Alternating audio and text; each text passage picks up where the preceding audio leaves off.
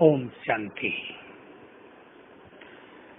बाबा ने हमको सर्वश्रेष्ठ ज्ञान दिया और सर्वश्रेष्ठ जीवन दिया है। ऐसा जीवन कभी किसी का हो ही नहीं सकता, जिसमें कदम कदम पर परम सद्गुरु की गाइडेंस प्राप्त हो, जिसमें हर कदम पर श्रेष्ठ भाग्य बनाने का वरदान मिला हुआ हो, जिसमें हर कदम दूसरों के लिए कल्याणकारी और सुखदायी हो। श्रेष्ठ ज्ञान और श्रेष्ठ जीवन, हमें इसका अपने जीवन में प्रैक्टिकल स्वरूप दिखाना है, जिसको बाबा कहते चेहरे और चलन से सेवा करनी है।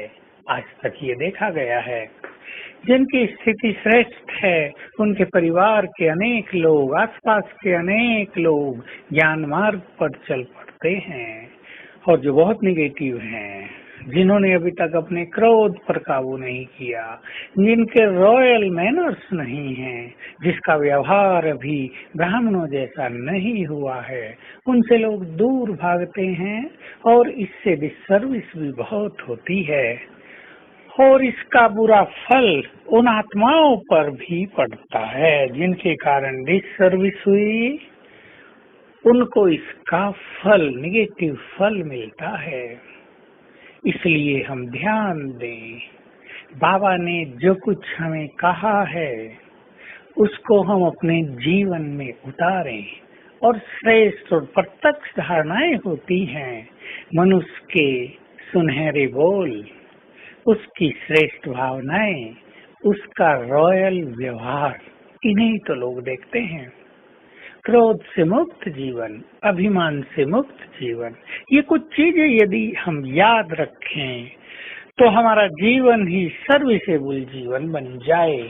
कोई मनुष्य, कोई ब्राह्मण यदि बहुत सेवा तो करता हो, रात दिन सेवाओं में लगा हो, लेकिन उसकी मनोस्थिति श्रेष्ठ नहीं, तो उससे सर्विस की बजाय डिसर्विस ज्यादा होती है। इसलिए उसके भाग्य का खाता नीचे उतरने लगता है, ग्राफ नीचे जाता है। पर एक वो व्यक्ति जो बहुत सेवाएं तो नहीं करता, लेकिन जिसकी स्थिति बहुत महान है, उसको देखकर सभी प्रेरणाएं लेते हैं कि जीवन हो तो ऐसा हो। ये सदैव तनाव मुक्त रहते हैं, ये चिंता मुक्त रहते हैं, ये बहुत संतोषी बन गए हैं, जब से इन्हें ज्ञान मिला ये शीतल हो गए हैं, इनका व्यवहार सभी से बहुत मृदु हो गया है। ऐसे व्यक्ति से सेवाएं बहुत होती हैं, बाबा का नाम रोशन होता है। तो आइए हम सभी संकल्प करें कि हमें अपने प्रैक्टिकल जीवन से सबको बाबा का संदेश देना है, अपनी सूरत से सभी को बाबा का स्वरूप दिखाना है।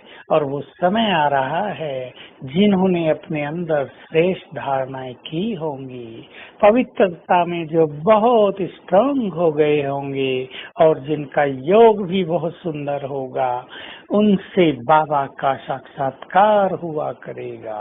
इसलिए हम सभी अपने को भी समय दें।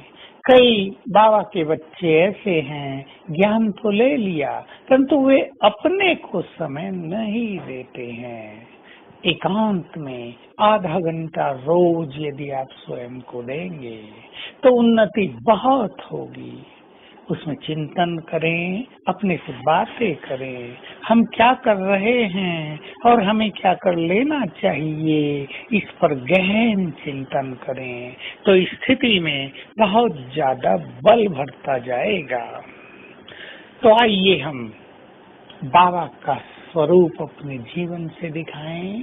बाबा कहा करते हैं, संसार में कोई ऐसा दर्पण नहीं जिसमें भगवान दिखाई देता हो, पर तुम अपने चेहरे को ऐसा दिव्य दर्पण बनाओ जिसमें सबको बाप का साक्षात्कार होता रहे, दर्शन होते रहें। हम सभी ऐसा ही करेंगे, क्योंकि सभी देवकुल की आत्माएं बाबा से मिलने के लिए तरस रही हैं।